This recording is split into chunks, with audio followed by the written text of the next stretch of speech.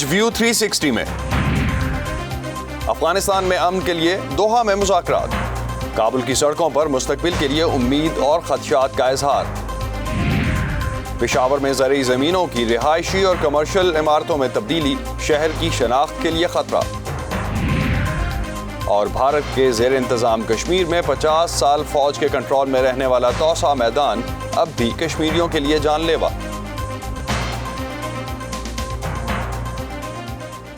Voice of America Washington سے آپ سب کو خوش آمدید۔ آپ دیکھ رہے ہیں پروگرام ویو 360، میں ہوں اسد اللہ خالد۔ طالبان اور افغان حکومت کے نمائندوں کے درمیان شکوک و شبہات کے سائے تلے قطر کے دارالحکومت دوحہ میں مذاکرات کی افتتاحی تقریب تو ہو گئی، مگر بات چیت کا ایجنڈا اور ضابطۂ کار طے کرنا کافی مشکل ثابت ہو رہا ہے، جس کے لیے چھوٹے ورکنگ گروپس آپس میں رابطے میں ہیں، جبکہ میدان جنگ میں حکومت اور طالبان کے درمیان جگہ جگہ لڑائی جاری ہے۔ افغان امن عمل کے لیے امریکہ کے نمائندہ خصوصی زلمے خلیلزاد نے ایک ٹویٹ میں مذاکرات کا خیر مقدم تو کیا، لیکن پھر پاکستان کا رخ کیا۔ افغانستان میں کچھ ہلکے تحفظات کا اظہار بھی کر رہے ہیں، بات چیت بند دروازوں کے پیچھے ہو رہی ہے، افغان میڈیا رسائی کا مطالبہ کر رہا ہے۔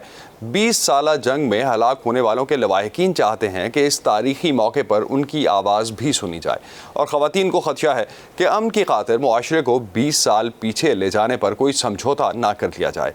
امریکی وزیر خارجہ جو مذاکرات کے آغاز پر دوحہ میں موجود تھے، اس موقع کو تاریخی قرار دے رہے ہیں، لیکن افغانستان کے عوام کیا سوچ رہے ہیں، آئیے پہلے یہ جانتے ہیں۔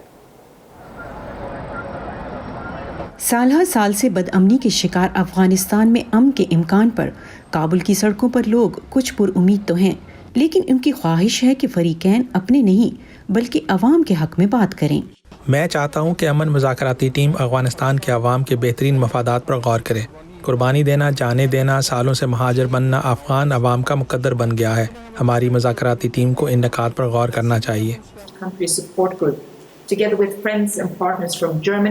حکومت اور طالبان بین الاقوامی کوششوں کے نتیجے میں مذاکرات پر آمادہ ہوئے ہیں، مگر افغان شہری کہتے ہیں کہ فیصلہ سازی میں کسی تیسرے کا ہاتھ نہیں ہونا چاہیے۔ انٹرا افغان مذاکرات میں انہی اصولوں اور ایک منظم طریقہ کار کے تحت مل بیٹھنا چاہیے، اور یہ بیرونی مداخلت کے بغیر افغان لوگوں کے درمیان ہونا چاہیے۔ افغانستان کے عوام یہی چاہتے ہیں۔ تاہم افغانستان میں بسنے والی خواتین اب بھی اپنے حقوق کے لیے زیادہ پر امید نظر نہیں آتی۔ وہ کہتی ہیں کہ انہیں 20 سال پرانے افغانستان میں نہ دھکیل دیا جائے، اس کے لیے طالبان کو اپنی پالیسیوں میں تبدیلی لانی ہوگی۔ ہم کبھی بھی یہ اجازت نہیں دیں گے طالبان پہلے دور طرح افغانستان میں آئے، اور کبھی بھی یہ اجازت نہیں دیں گے کہ ہم سے ہمارا تعلیم کا، ہم سے ہمارا آزادی کا، ہم سے ہمارا جاب کا اور سارے وہ حقوق جو اسلام نے ہمیں دیے ہیں وہ چھین سکے۔ طالبان اگرچہ کہتے ہیں کہ خواتین کو تعلیم اور ملازمتوں کی اجازت دی جائے گی، مگر اس کے لیے مخصوص حدود اور شرائط کا اشارہ بھی دیتے ہیں۔ طالبان کو چاہیے کہ اگر وہ چاہتے ہیں کہ افغانستان میں ان کے لیے کوئی پولیٹیکل فیوچر ہو، ان کو اسی بارے میں پورا فکر کرنا چاہیے کہ وہ کس طرح اپنی پالیسیوں کو بدلاؤ لائے۔ This is the desire of our people. ماہرین کا خیال ہے کہ طالبان اب آگے بڑھنا چاہتے ہیں، اور اس کے لیے ضروری ہے کہ وہ اپنی پالیسی میں لچک کا مظاہرہ کریں، مگر عام لوگوں کے دلوں میں فی الحال بہت سے خدشات ہیں۔ ہر جنگ امن کے ساتھ ہی ختم ہوتی ہے، بلا شبہ افغان جنگ بھی امن پر ختم ہوگی، لیکن میں پر امید نہیں کہ افغان جنگ کا خاتمہ امن پر ہوگا۔ Nilofar Mughal, voice of America, Washington. ایک طرف تو تاریخی مذاکرات ہو رہے ہیں جہاں افغان حکومت اور طالبان پہلی بار میز پر بیٹھے ہیں۔ سیکیورٹی امور کے ماہر جہانگیر خٹک کیا کہتے ہیں اس حوالے سے کہ کیا تشدد کا جاری رہنا کسی طرح سے امن مذاکرات پر بھی اثر انداز ہو سکتا ہے؟ وائس آف امریکہ کی ارم عباسی کی ان سے بات ہوئی۔ پہلے طالبان اور امریکی حکومت کے درمیان مذاکرات تھے، اور افغان حکومت یہ مطالبہ کرتی تھی کہ جناب آپ پہلے سیز فائر کروائیں، کیونکہ گولیوں کے دوران جب لوگ گولیاں چلاتے ہیں تو اس دوران جو امن کے مذاکرات ہیں وہ نہیں ہو پاتے، اور اب چونکہ وہ آمنے سامنے بیٹھ رہے ہیں تو میرا خیال ہے کہ جو بڑے ایشوز ہیں، تو میرا خیال ہے کہ یہی بالکل ایک بہت بڑا سوال ہوگا کہ سیز فائر جو ہے اس پر بات ہوگی، اور پھر ساتھ ظاہر ہے کہ جو فیوچر ڈسپینسیشن یا جو پاور شیئرنگ فارمولا جسے ہم کہتے ہیں اس کے اوپر بات ہوگی کہ طالبان چاہیں گے کہ ان کو مستقبل کی افغان حکومت میں کوئی بڑا شیئر ملے. طالبان نے بظاہر بین الاقوامی افواج کے انخلا کی بات کی اور ساتھ ساتھ اسلامی ریاست افغانستان میں قائم کرنے کی بات کی ہے، لیکن اس کے علاوہ کوئی جامع بیان نہیں دیا کہ وہ افغانستان کے مستقبل کے بارے میں کیا چاہتے ہیں. ماضی میں 90 کی دہائی میں ہم نے دیکھا کہ جب وہ حکومت میں آئے تو انہوں نے خواتین اور اقلیتوں کے بنیادی حقوق پر قدغنیں لگائیں. کیا اس بار جب مذاکرات ہوں گے تو طالبان سے یہ یقین دہانی لی جائے گی کہ ان کے حقوق خواتین کے یا اقلیتوں کے ان کی خلاف ورزی نہ ہو؟ کہ جو دو بڑے سوالات جن کا آپ نے ذکر کیا مائنورٹیز اور خواتین کے حوالے سے، ان کا ٹریک ریکارڈ ٹھیک نہیں ہے. اور اس حوالے سے نہ صرف یہ کہ انہوں نے افغان عوام کو کی تسلی کرنی ہے، یہ افغان حکومت کا سوال نہیں ہے، یہ افغان عوام کا سوال ہے کہ کیا وہ اس بات کے لیے تیار ہیں کہ وہ 90 کی دہائی کے والی سوچ اور جو حکومت سازی کا جو طریقہ تھا اس کو وہ ایکسیپٹ کریں گے. کیونکہ یاد رکھیے کہ گزشتہ تقریباً 2 دہائیوں میں افغانستان میں 8 صدارتی اور پارلیمانی انتخابات ہوئے. افغانستان ایک جمہوری عمل سے گزر رہا ہے، اور کیا اس کا مطلب یعنی ان مذاکرات کے نتیجے میں ہمیں کیا نظر آئے گا، آخر میں حکومت کس قسم کی آئے گی، یہ بڑے سوالات ہیں. اور فی الحال ظاہر ہے کہ اس کے اوپر زیادہ رائے زنی نہیں کی جا سکتی، ماں سوائے اس کے کہ جو ٹریک ریکارڈ ہمیں معلوم ہے اس کے حوالے سے آپ ہر قسم کے جو تحفظات ہیں ان کا اظہار بھی کر سکتے ہیں، اور اس خوشبینی کا بھی اظہار کر سکتے ہیں کہ دونوں جانب سے ایک ایسی انوائرمنٹ سامنے آ رہی ہے کہ جس میں دونوں تیار ہیں، یعنی دونوں سائڈ تیار ہیں کہ وہ آپس میں جو ان کے اختلافات ہیں وہ بغیر کسی تیسری قوت کی موجودگی کے ان کو وہ حل کرنے کے لیے تیار ہیں. افغان حکومت کے پاس کتنا لیوریج ہے کہ وہ اپنے مطالبات طالبان سے منوا سکیں؟ میرا خیال ہے کہ افغان حکومت کا لیوریج افغان عوام ہے. اگر افغان عوام کی سوچ کو وہ واضح طور پر اپنی جو پیس ٹاکس ہے اس میں ریپرزینٹ کر پائیں تو طالبان پر پریشر بڑھے گا. پاکستان کیا کردار اب تک ادا کرتا رہا ہے اور اب کیا کردار ادا کر سکتا ہے یا کیا ایکسپیکٹیشن ہے اس سے؟ جس طرح میں نے ذکر کیا کہ دیکھیے پاکستان نے گزشتہ جب یہ مذاکرات اگر آج ہو رہے ہیں تو اس میں پاکستان کا ایک بہت بڑا کنٹریبیوشن ہے جس کو امریکہ بھی مانتا ہے اور دنیا بھی اس کا اظہار کرتی ہے. پاکستان اور جو دوسرے پڑوسی ممالک ہیں جس میں ایران بھی شامل ہے وہ یہ تو ایک تو یہ رکھیں کہ ان مذاکرات کو اگر مانیٹر کریں تو وہ تو ضرور کریں، لیکن میرا نہیں خیال کہ ان کو کسی بھی طریقے سے انفلوئنس کرنے کی کوشش کرنی چاہیے. پاکستان اور خطے سمیت دنیا بھر کی اہم ترین خبروں کے لیے آپ آ سکتے ہیں ہماری ویب سائٹ urduvoa.com پر. فیس بک پہ ہمارا پیج ہے facebook.com/VOA اردو. ٹویٹر اور انسٹاگرام پہ ہمارا ہینڈل ہے @urduvoa. امریکہ کی مغربی ریاستوں کیلیفورنیا، اوریگن اور واشنگٹن کے بڑے حصے بدترین آگ کی لپیٹ میں ہیں. مختلف حصوں میں 3 ہفتوں سے بھڑکتی جنگل کی یہ آگ اب تک لاکھوں ایکڑ رقبے کو جلا چکی ہے. کم از کم 35 افراد ہلاک ہو چکے ہیں. صرف امریکی ریاست اوریگن میں 5 لاکھ لوگوں کو گھر بار چھوڑنے کا حکم دیا گیا ہے، جبکہ درجنوں لاپتہ ہیں. تیز ہوا اور خشک موسم کے باعث آگ پر قابو پانا خاصا مشکل ہو رہا ہے. دھویں، راکھ اور آگ بجھانے والے کیمیکل سے اٹی فضا میں سانس لینا بھی دشوار ہے. دوسری جانب ریاست کیلیفورنیا کے شمالی حصے کے کئی علاقوں میں وسیع پیمانے پر پھیلنے والی آگ تاریخی قرار دی جا رہی ہے. بلند پہاڑ دھویں کی چادر میں چھپ گئے ہیں. آگ آبادی والے علاقوں کے خطرناک حد تک قریب پہنچ چکی، جس کے بعد شہری اپنے گھر بار چھوڑنے پر مجبور ہو گئے ہیں، جبکہ کئی جگہوں پر شہر کی جانب جانے والے راستے بند کر دیے گئے ہیں تاکہ آگ بجھانے والا عملہ تیزی سے کام کر سکے. واقعی مجھے یہ سب سمجھنے میں 1.5 دن لگا کہ کیا ہوا ہے، اور اسی وقت میں رونے لگی. اب میں تھوڑا بہتر محسوس کر رہی ہوں. میرا مطلب ہے کہ میں اب آگے دیکھنے کی کوشش کر رہی ہوں اور پیچھے نہیں دیکھ رہی ہوں. ہماری زندگی اب بھی سلامت ہے اور یہی اہم ہے. So we're in Portland and my mother-in-law was here, 91-year-old with cousin. ہم پورٹلینڈ میں تھے. میری ساس جو 91 سال کی ہیں یہاں میرے کزن کے ساتھ تھیں. وہ رات 11:30 بجے گھر سے نکلے تھے. ہم گاڑی چلا کے یہاں آئے لیکن ہم ایشلینڈ میں پھنس گئے تھے. آگ کے سبب اسے بند کر دیا گیا تھا. ہم گھر جانے کے لیے بہت بے چین ہیں. لوگ ہمارے راستے میں آ جاتے ہیں. میں ان کے جذبات سمجھ سکتا ہوں. وہ اپنے گھروں اور اپنے جانوروں کو دیکھنا چاہتے ہیں، لیکن اگر وہ دور رہیں تو یہ زیادہ مددگار ہوگا. یہ خطرناک ہے اور کچھ جگہیں ایسی ہیں جہاں سڑکیں اور درخت گرے پڑے ہوں گے. یہ بہتر ہے کہ اگر وہ مزید کچھ عرصہ یہاں سے باہر رہیں. جہاں مغربی امریکی ریاستیں جنگلات میں لگی آگ بجھانے میں مصروف ہیں، مقامی عہدیدار صدر ڈونلڈ ٹرمپ اور دیگر رہنماؤں سے مطالبہ کر رہے ہیں کہ وہ موسمیاتی تبدیلیوں سے نمٹنے کے لیے ترجیحی بنیادوں پر اقدامات کریں۔ عہدیداروں کا کہنا ہے کہ موسمیاتی تبدیلیوں کی وجہ سے اس سال ریکارڈ سطح پر جنگلات میں آگ لگ رہی ہے۔ امریکہ کا مغربی علاقہ دھوئیں سے بھری ہواؤں کی لپیٹ میں ہے۔ ہر سانس اس بحران کی شدت کا احساس دلاتی ہے جو اب تک کئی جانیں لے چکا ہے اور ہزاروں کو گھر سے بے گھر کر چکا ہے۔ مقامی عہدیدار اس آگ کے لیے ماحولیاتی تبدیلی کے اثرات کو ذمہ دار قرار دے رہے ہیں۔ یہ ماحولیاتی ایمرجنسی ہے، یہ حقیقت ہے اور یہ ہو رہا ہے۔ یہ ایک طوفان کی طرح ہے، ہر سال اب وہ ہو رہا ہے جو پہلے کبھی نہیں ہوا تھا۔ اب صدر ڈونلڈ ٹرمپ کیلیفورنیا کے شہر سیکرامنٹو میں فائر فائٹرز اور منتخب عہدیداروں سے ملاقات کر رہے ہیں۔ ہفتے کے روز ریاست نیواڈا کے شہر رینو میں ایک انتخابی ریلی میں صدر نے اپنے انتخاب میں اس آگ کا ذکر بھی کیا۔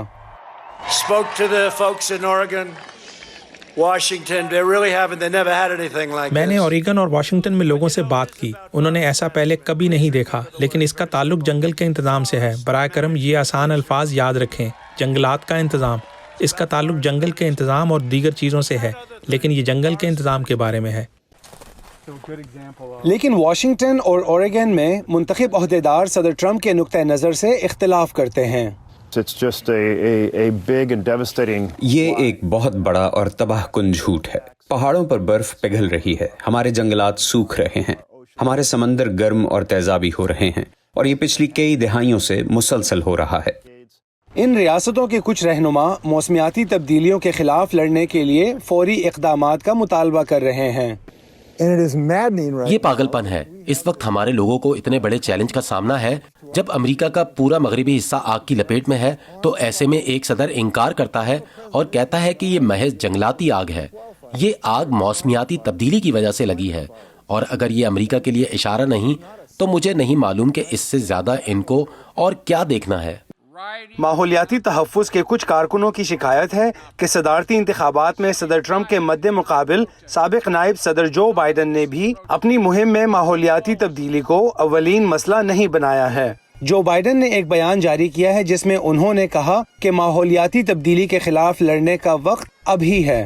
ایسے میں جب کمیونٹیز آگ، قدرتی آفات اور ان کے اسباب سے نمٹ رہی ہے، ماحولیاتی تبدیلی اس سال صدارتی مہم کا ایک بڑا موضوع بن سکتی ہے۔ مشیل کوئن کے ساتھ Imran Jadoon, voice of America. Peshawar کا شمار دنیا کے تاریخی شہروں میں ہوتا ہے۔ یہ گندھارا تہذیب کا دارالحکومت رہ چکا ہے جس کے آثار آج بھی ہمیں ملتے ہیں، لیکن آبادی میں اضافے کی وجہ سے شہر کی تاریخی حیثیت بری طرح سے متاثر ہو رہی ہے۔ پچھلی کئی دہائیوں سے زرعی زمینیں تیزی سے رہائشی اور کمرشل پلازوں میں تبدیل ہو رہی ہیں، اور ماہرین کا کہنا ہے کہ اگر مناسب منصوبہ بندی نہ کی گئی تو آنے والے سالوں میں شہر اپنی تاریخی شناخت کھو دے گا۔ دیکھتے ہیں پشاور سے نظر الاسلام کی رپورٹ۔ یہ پشاور کا علاقہ چرسدہ روڈ ہے۔ چند سال قبل یہاں ہرے بھرے لہلہاتے کھیت ہوا کرتے تھے۔ آج ان کی جگہ رہائشی کالونیاں اور تجارتی پلازوں نے لے لی ہے۔ ہوا مٹی کے ذرات سے اٹی نظر آتی ہے۔ میں تو یہ دیکھ رہا ہوں کہ آئندہ 10-15 سال کے بعد اگر ہم پشاور کو دیکھیں، پشاور کی سراؤنڈنگ میں ہم دیکھیں تو آپ کو مستقبل قریب میں بڑی بڑی عمارتیں کنکریٹ سے بنی ہوئی آپ کو گلی کوچے جو نا وہ ملیں گے، اور اس کی جو تاریخی حیثیت ہے جہاں پہ آپ کو بلڈنگ وغیرہ ابھی موجودہ جو ایگزسٹ کر رہی ہیں یہ چیزیں تقریباً ختم ہو جائیں گی۔ ماہرین کے مطابق زرعی زمین کو رہائشی پلاٹوں میں بدل دینے سے ایک طرف زیر زمین پانی کی سطح نیچے گر رہی ہے، دوسری جانب مناسب پلاننگ کے بغیر ہاؤسنگ سوسائٹیز بنانے کے باعث شہر میں نکاسی آب کا نظام بھی مؤثر نہیں رہا۔ اکثر آپ نے دیکھا ہوگا کہ شہروں کے قریب جو نکاسی آب کے وہ نالے ہوتے ہیں اس کے اوپر ہم نے عمارتیں بنائی ہوتی ہیں، تو وہ ہم خود سے وہ بلاک کرتے ہیں، اور یہ جگہ جگہ پہ پشاور میں دیکھیں تھوڑی سی بارش ہو جاتی ہے تو ساڑھے سڑکیں وہ تالاب کا منظر پیش کرتی ہیں، جگہ جگہ پہ سیلاب آتے ہیں۔ کراچی کا مثال لے لیں، ابھی بارش سے کتنی زیادہ اربن فلڈنگ ہو گئی۔ تو اربن فلڈنگ کیوں ہوتا ہے؟ کیونکہ ہمارے نکاسی آب کے جو چینل ہیں ان کو ہم نے خود سے بلاک کیا ہوا ہے۔ بہتر سہولیات اور روزگار کی تلاش میں صوبے کے مختلف حصوں سے لوگ پشاور کا رخ کرتے ہیں، اس کے علاوہ سابقہ قبائلی علاقوں میں دہشت گردوں کے خلاف فوجی آپریشن کے باعث بھی بڑی تعداد میں لوگ پشاور منتقل ہوئے۔ گزشتہ 2 دہائیوں کے دوران شہر کی آبادی دگنی سے بھی زیادہ ہو گئی ہے۔ پشاور کو کبھی پھولوں کا شہر کہا جاتا تھا، لیکن اب سرسبز لہلہاتے کھیتوں کی جگہ بلند و بانگ عمارتوں نے لے لی ہے۔ ماہرین کے مطابق اس کی وجہ سے نہ صرف شہر کا درجہ حرارت بڑھا ہے بلکہ ماحول پر بھی گہرا اثر پڑا ہے۔ ایک وقت تھا جب پشاور میں کم از کم 30 تاریخی باغات موجود تھے، آج صرف 3 رہ گئے ہیں۔ وزیر اعلیٰ صوبہ خیبر پختونخوا کے معاون خصوصی برائے اطلاعات و بلدیات کامران بنگش کا کہنا ہے کہ پشاور ریوائیول پلان یعنی بحالی کے منصوبے کے تحت شہر کے تاریخی مقامات کی حالت کو بہتر بنانے پر کام کیا جائے گا۔ پشاور کی اپنی جو حیثیت ہے، جو آئیڈینٹیٹی ہے، وہ پھولوں کا شہر۔ ہم نے کہا کہ پشاور میں اب ornamental پلانٹیشن جو پشاور کے باغات ہیں، ہسٹورک باغات، جو وزیر باغ ایک 1801 میں بنا تھا، اس کی ایک اپنی ہسٹورک ویلیو ہے۔ اس کو شالمار باغ جو ہے ایک پشاور کا بہت پرانا، ناصر باغ روڈ پہ ہمارے اس طرح کے ہسٹوریکل، کچھ چوا گجر ایک برج ہے ہماری۔ تو یہ جو ہسٹورک جگہ ہیں، ان کی ریوائیول کے بارے میں ہم نے سوچا۔ پشاور کو ایک ایسے ویژولی اور سوشلی ایستھیٹیکلی بیوٹیفل شہر بنانا ہے ہم نے کہ ہم پشاور کو پریزنٹ کر سکیں۔ ماہرین کا کہنا ہے کہ پشاور اپنی قدیم شناخت کھو نہ دے، اس کے لیے صرف حکومت کو بہتر منصوبہ بندی ہی نہیں کرنی ہوگی بلکہ عام شہریوں کو بھی اپنا رویہ بدلنا ہوگا اور شہر کو صاف اور منظم بنانے میں اپنا کردار ادا کرنا ہوگا تاکہ آنے والی نسلوں کو بھی پشاور ماضی جیسا شاندار ملے۔ Nazar ul Islam, voice of America, Peshawar. Bharat کے زیر انتظام کشمیر کے وسطی ضلع بڈگام میں واقع توسا میدان کبھی اپنے قدرتی حسن کے باعث سیاحوں کی توجہ کا مرکز ہوتا تھا، لیکن آج یہ زمین میں بچے ہوئے بارودی مواد کے باعث ایک ایسا خطرناک علاقہ ہے جہاں مقامی لوگ بھی قدم رکھنے سے کتراتے ہیں۔ یہ علاقہ 50 سال تک بھارتی فوج کے استعمال میں رہا۔ مقامی حکومت کو اسے منتقل کرتے وقت اس کی صفائی تو کی گئی، مگر گزشتہ 8 سالوں کے دوران یہاں دبے بارودی شیلز پھٹنے کے واقعات میں کئی لوگ یا تو مارے گئے یا عمر بھر کے لیے معذور ہو گئے۔ مزید جانیں گے زبیر ڈار کی اس رپورٹ میں۔ پیر پنچال سلسلہ کوہ کے دامن میں واقع توسا میدان کا حسن دیکھنے سے تعلق رکھتا ہے۔ 1964 میں اسے بھارتی فوج نے اپنی تحویل میں لے لیا۔ اگلے 50 سال تک اسے فائرنگ رینج اور توپ خانے کی تربیتی مرکز کے طور پر استعمال کیا گیا۔ 2014 میں جب اسے سول انتظامیہ کو دوبارہ سونپا گیا تو اس وقت کے کور کمانڈر نے یقین دہانی کرائی کہ یہاں سے ہر ایک قسم کا بارودی مواد صاف کیا جائے گا۔ We are launching this mission with the intention of clearing off this area of any unexploded bombs. چند سال پہلے بھارتی کشمیر کی اس وقت کی حکومت نے توسا میدان کو سیاحتی نقشے پر لانے کا فیصلہ لیا تھا۔ سیاح تو آئے نہیں، توسا میدان کے اس خوبصورت علاقے میں دور دور تک بکھرے بنا پھٹے بارودی گولے آس پاس کے دیہات کے لیے دکھ اور تکلیف کا باعث بنتے آ رہے ہیں۔ ان کا شکار بڑے ہی نہیں بچے بھی بنتے ہیں جو گیند نما شل یا راکٹ کو کھلونا سمجھ کر اٹھا لیتے ہیں۔ کچھ ایسا ہی کمسن فیاض نے بھی کیا۔ جب شل پھٹا تو فیاض کی 2.5 برس کی بہن موقع ہی پر ہلاک ہو گئی اور وہ خود اپنی دونوں ٹانگوں سے محروم ہو گیا۔ جب شور اٹھا تو میں نے شور سنا تو میں گھر پہنچ گیا۔ گھر میں نے دیکھا فیاض پڑا ہوا تھا نیچے۔ ہم فی الحال یہی سوچتے ہیں اس کو ہم پڑھائیں گے اچھی طرح سے۔ میں یہاں پڑھنے آیا ہوں، میں یہاں ڈاکٹر بننے آیا ہوں۔ گزشتہ 6 برس کے دوران توسا میدان کے علاقے میں ہزاروں مویشی اور بھیڑ بکریاں بھی بارودی دھماکوں میں مارے گئے۔ چند سال پہلے مویشی چراتے ہوئے ایسے ہی ایک واقعے میں ہاجرہ کا خاوند بھی اپنی جان گنوا بیٹھا۔ اسے شدید زخمی حالت میں اسپتال لیا جا رہا تھا، لیکن اس کے راستے میں ہی موت واقع ہو گئی۔ اس کے گزر جانے کے بعد مجھے طرح طرح کی مشکلات کا سامنا کرنا پڑا۔ ایک بیوہ کے لیے بچوں کو پالنا پوسنا کوئی آسان کام نہیں۔ انسانی حقوق کے کارکنوں کا کہنا ہے کہ فوج اور انتظامیہ کو صورتحال کو سنجیدگی سے لینا چاہیے۔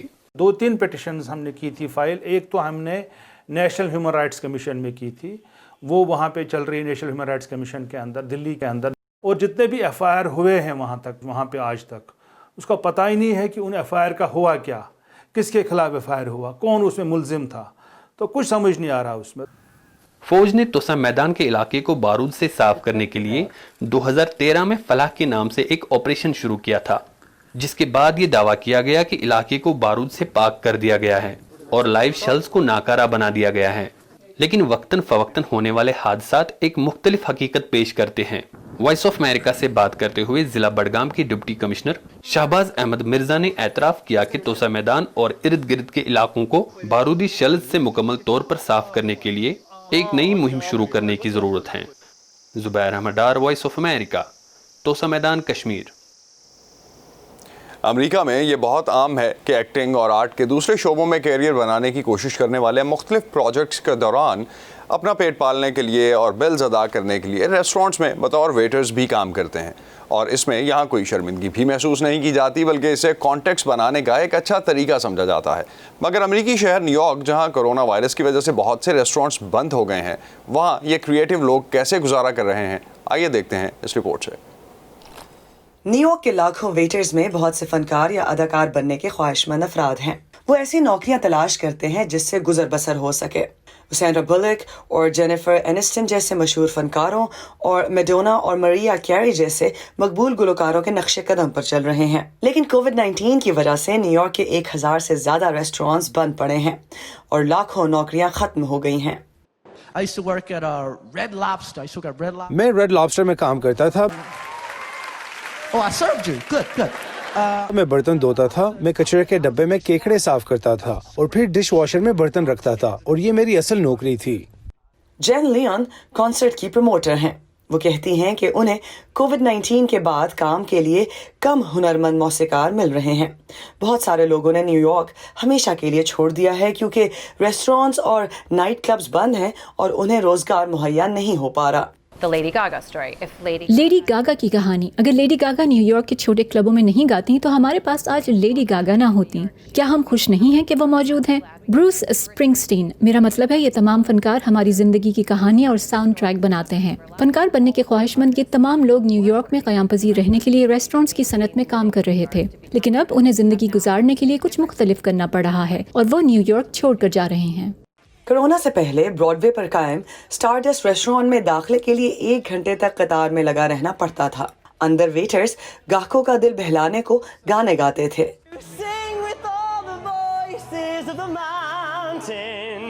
आज स्टारडस्ट के 2 साबका मुलाजमीन केविन रे और यूलिया प्रोशीना अपने साथी गुलकार वेटर्स की मदद के लिए चंदा जमा कर रहे हैं। ये तकरीबन 200 के करीब अफराद हैं। इनमें से हर कोई अभी अपना रास्ता तलाश करने की कोशिश कर रहा है। इनमें से कुछ अपनी मौसीकी या कोई और तख्लीकी काम कर रहे हैं। कुछ लोग शायद म्यूजिक से ही दूर जा रहे हैं, जो अफसोसनाक है। यहाँ बहुत से बासलाहियत अफराद मौजूद थे। नौकरी की शिफ्ट में नरमी ने माजी में केविन रे को मौसीकी तरतीब देने और टूर पर जाने की इजाजत दी। आज मुस्तकबिल की बेयकीनी के साथ वो 6 फुट की बदनाम ज़माना समाजी दूरी से मुताल्लिक गाने लिख रहे हैं। आप जानते हो, ये हर एक की रोजी रोटी है। इसकी वजह से हम इस शहर में रहने के काबिल हुए। हम इस शहर में अपने फन का मुजाहरा करने या अपना हुनर बेहतर बनाने की कोशिश कर पाए और हमें ये करते हुए मजा आ रहा था। अमरीकी महकमा लेबर के मुताबिक कोरोना की वबा फैलने से पहले तकरीबन 2,70,000 अफराद न्यूयॉर्क शहर के रेस्टोरेंट्स में काम करते थे। आज ये लोग 70,000 से भी कम हैं, और ऐसे में जब ऐसे हालात जारी हैं तो बहुत ही कम बासलाहियत नौजवान न्यूयॉर्क में अपने ख्वाबों की तलाश करने के मुतहम्मिल हो पाएंगे। एना नेल्सन के साथ एरम Abbasi, voice of America. View 360 से अब तक के लिए इतना ही। असदुल्लाह खालिद को इजाजत दीजिए। खुदा हाफिज।